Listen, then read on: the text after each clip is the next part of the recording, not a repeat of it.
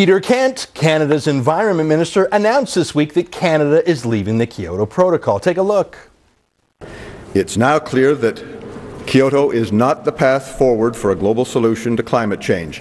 If anything, it's an impediment.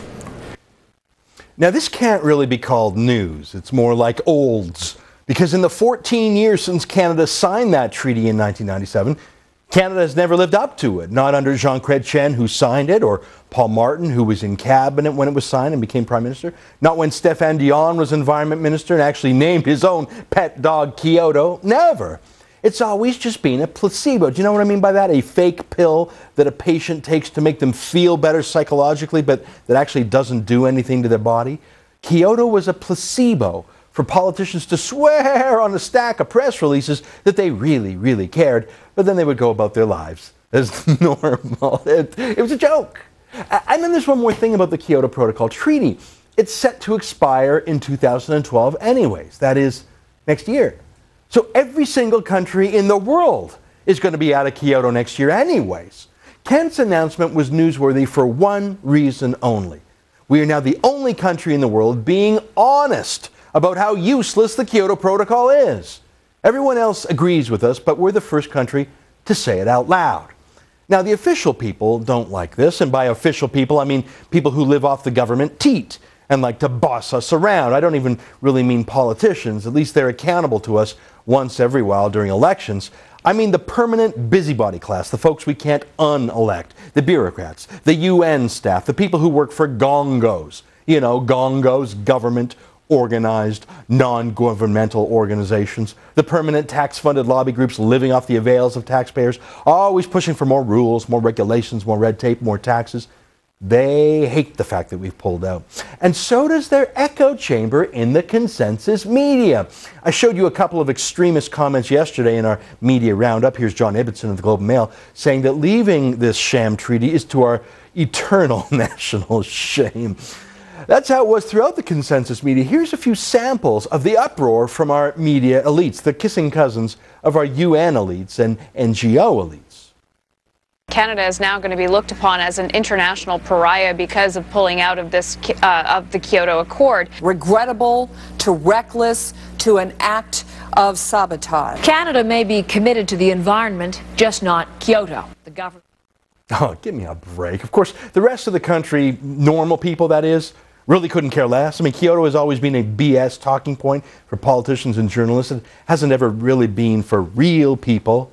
That's what would have upset Canadians if it was for real, someone actually trying to implement the Kyoto Protocol in Canada through things like carbon taxes and other punitive measures. Then Canadians would have cared. We see the energy poverty that has hit places like the United Kingdom that start to go down that route by forcing people to pay for experiments like solar power and windmills and recycled pee or whatever they're into these days. That's what gets people mad. Social engineering, higher prices for energy, and other scams. Canadians didn't want those things when we were in boom times, and we sure as heck don't want them now in the middle of a global recession. But let's do something that I bet not 1 in 100 Canadian journalists have done before. Let's actually read the Kyoto Protocol. Yeah, I said it. Let's read this treaty. Now, don't worry. I'm not going to read you the whole 20-page document with all of its arcane jargon and bafflegab. I did that dirty work on my own. I read it so you don't have to. I even wrote a book about it back in 2002 called Fight Kyoto, where I went through the treaty line by line. Don't worry, I'm not going to get to that kind of detail today. But here are some of the key points. Let's start in the definitions section, right at the beginning in Article 1 of the treaty. You can see it right there. It refers to the Intergovernmental Panel on Climate Change, or IPCC. That's the UN's global warming scientists. Those are the ones that have been rocked by scandals, rigged data, politicized science, trying to cover up their errors, trying to blackball other scientific critics. The very heart of the whole treaty is based on politicized, corrupt pseudoscience that has been exposed in a scandal called Climategate. But when you build a treaty based on politics, not science, it's no surprise that you get a politicized result, a tax and spend treaty that really has nothing to do with fixing actual pollution. Now let's skip ahead to Section 3 of the treaty. It says the goal of Kyoto is to reduce the world's carbon emissions, quote, by at least 5% below 1990 levels in the commitment period 2008 to 2012. So the first thing to notice is that the treaty is a failure. It expires next year and it hasn't accomplished its task. So 14 years of press releases and important people meeting in important five-star hotels in important resort cities like Cancun and Durban. Well, it's failed. But it's also my earlier point. Kyoto is ending next year anyways for everybody. Canada is announcing it's pulling out, but everyone is out too because it's done. But look at one more thing in that sentence. The reductions of emissions are built around the base year of 1990. Now, why was 1990 chosen? I mean, the treaty was signed in 1997, so why is 1990 year the baseline? Well, that's easy. 1990 was the perfect year for Europe to escape actually having to do anything under this treaty. Remember, the Berlin Wall had just fallen in 1989, but the modernization of Eastern Europe hadn't happened yet. So all of those Stalin-era factories belching smoke and pollution, as well as harmless carbon dioxide into the air, were just about to be shut down anyways. So Europe got credit for shutting down a bunch of Soviet-era factories that they were going to shut down for economic reasons. And that was also the year when the UK was really switching off coal in a big way too. So the drafters of the treaty already knew all of this when Kyoto was signed in 1997. They were backdating the treaty's measurement start date to 1990 because that way Europe could get credit for things they had already done for other reasons. Folks, that's called cheating, which tells you what this treaty was about. It's not about getting everybody cleaner. It's about targeting Canada and the United States, not Europe. It's political games, of course it is, because when it comes from the corrupt UN, what else can you expect? But how do we know how much carbon dioxide a country emits? Well, look at Article 5. It says each country will set up, quote, a national system for the estimation of anthropogenic emissions. Anthropogenic is just a lawyer's $100 word for saying man-made. So I got a question for you. Do you really think that the government of China is actually measuring with any accuracy how much carbon dioxide its 1.2 billion people emit each year? And even if that amazing scientific feat could be accomplished, do you really think that dictatorship would accurately and honestly publish that statistic to the world if it meant that China would have to pay money? Do you really think that we can trust people like Vladimir Putin of Russia to honestly tell us how much his massive oil industry emits when the Kremlin owns most of that industry anyways, and when billions of dollars hang in the balance? This is ripe for scams, which is why companies like Enron were amongst the first to sign up for carbon trading and other schemes. It's a Ponzi scheme, a scheme to trade shares in hot air, literally. Of course, every con man in the world saw it as their payday. But we Canadians were expected to be the Boy Scouts in the room, apparently. But let me tell you the real trick to Kyoto. It was not actually an idealistic treaty. It was not designed to actually get countries to reduce the amount of carbon dioxide they emitted. The professional bureaucrats and diplomats and politicians who dreamed this thing up were not utopian. They knew countries would not simply turn back the clock on their economies by 20 years. So they built in a panic button, a fudge factor. If countries couldn't naturally reduce the amount of CO2 they emitted, they could, wait for it, buy their way out. They could pay a tax to foreign countries to get out of their obligations. Look at Article 6 on the screen now. Countries can, quote, acquire from any other such party emission reduction units. What's an emission reduction unit? What does that even mean? Again, that's a $100 word for a carbon credit. In other words, paying a foreign country for the permission for us to drive our own cars and heat our own homes here in Canada. Seriously, that's what it means. If Canada or other industrialized countries don't want to deindustrialize, then we have to pay other countries like Russia or China or Saudi Arabia cash for the right to keep driving our cars here in Canada. We don't actually get anything in return. We get an emission reduction unit, which is just as real as unicorns or pixie dust. You can't count carbon credits. You can't see them or touch them. They're imaginary. They're made up. But we would have to buy them with real money if we couldn't or wouldn't cut back our own economy. So you see, the Kyoto Protocol isn't really an environmental treaty. It's a foreign aid treaty to the benefit of third world dictators. And Article 12.6 of the treaty gives us another way to spend our tax dollars from Canada. We can give money to green lobbyists, the Al Gores of the world, to build, quote, clean development mechanisms arranging funding of certified project activities. What does that mean? It means that besides giving foreign aid to corrupt dictatorships, Canadian taxpayers can throw money away in buying solar power plants in China or windmills, where most of the dough stays in the pockets of lobbyists and lawyers and political insiders like Al Gore.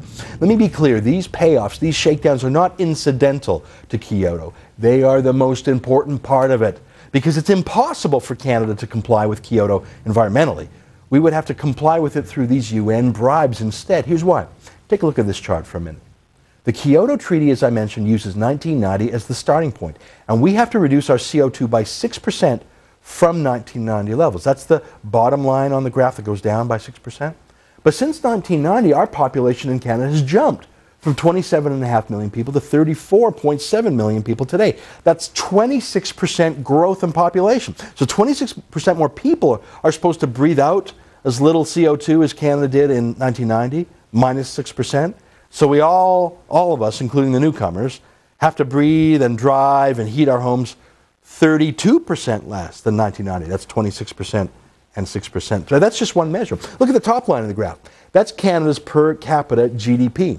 That's another measure of wealth. It's adjusted for inflation. It means that in the past 20 years, Canada is 82% richer now than in 1990. Isn't that amazing? So we're 26% bigger in terms of population, but we're 82% bigger in terms of our national standard of living. We can all live in more comfortable homes now. Our cars are newer and better. There are more people living better, living longer. It's called progress. It's called people making a better life for themselves. It's called children having an even better and happier life than their parents. That's the Canadian dream. That's how we're supposed to do it. It's called progress. But Kyoto makes it illegal. Each of those dreams, a warm home in winter, a car that drives the kids to hockey and school, a computer that uses electricity, each one of those things depends on carbon.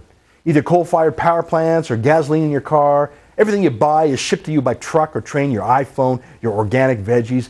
Everything we do is related to carbon. Our standard of living is linked to carbon. And Kyoto says we cannot improve our standard of living, let alone allow more Canadians in. Kyoto is anti-immigration. You can't reduce your carbon by 6% and let people in the country. It's anti-birth rate. You can't even have more babies. It's anti-life. Because life on Earth means we burn carbon. Not just through fuel, but our bodies themselves. We're carbon life forms. Which is why we're the sanest country in the world for getting the hell out of this crazy treaty. Which, by the way, is not illegal. Despite what the consensus media says, it's not breaking the treaty to get out of the treaty. Look at this, Article 27 of the treaty itself permits countries to leave. See for yourself, quote, a party may withdraw from this protocol by giving written notification. Party, by the way, is what they call countries who sign a treaty. So we're not breaking the treaty. We're following Article 27 of the treaty. You are allowed to withdraw from it. Just two more things. Here's Appendix A of the treaty. It lists the kind of things that Kyoto regulates. Not smog, not sulfur dioxide, not true pollution. A few extremely rare gases, but the main ones are naturally occurring gases. Carbon dioxide and methane. Carbon dioxide, or CO2, is natural. It's what humans exhale. It's what plants breathe in. It's natural, but Kyoto tries to limit it. Same thing with CH4, or methane, naturally occurring. People make it too. To be crude about it, it's in farts. And it naturally emerges from nature also. In fact, man-made carbon dioxide and man-made methane is less than 1% of the world's natural releases of these gases. It's absurd that we're trying to regulate it. But look at this. Look at the kind of thing Kyoto demands that we were to regulate. Look at this list. Enteric fermentation, another $100 phrase. That is lawyer speak for animal farts. I said it, animal farts. Seriously, farting cows are regulated under Kyoto. Thank God human farts aren't regulated yet. Manure management, rice cultivation. This is what Kyoto restricts. Life itself, not real pollution. Agriculture to feed the poor. Rice cultivation? Are you kidding me? This is anti-human. This is anti-life, which is why the UN loves it so much. All right, last page. Last page of the treaty. It's called Appendix B. Let's take a look at this. This is the list of the countries and what they have to reduce their emissions by. Now, Canada's on the list. We have to get down to 94% of our 1990 levels. That's what I mean by the 6% cut. But right after Canada on the list is Croatia. Well, hang on. This list is alphabetical. Where's China? Where's Brazil? Where's India? Where's Mexico? Where's any OPEC country? They're not on the list. They're exempt. They don't have to obey. They got all the foreign aid money, but they don't have to cut back at all. And all the countries with the asterisk by their name, they're not required to comply either. Oh, and by the way, the United States Senate unanimously voted that it's not complying with this treaty either. So it's just us. The Canadians, us with less than 2% of the world's emissions, man-made emissions, it's just us. Signing Kyoto could have been the stupidest thing Canada did if, God forbid, Chrétien had meant to obey it. Lucky for us, he never meant it. Neither did Stephen Harper. So at least he and Peter Kent have the honesty to say it. Too bad our consensus media has never bothered to read this scam before declaring it the new Bible of their environmentalist cult.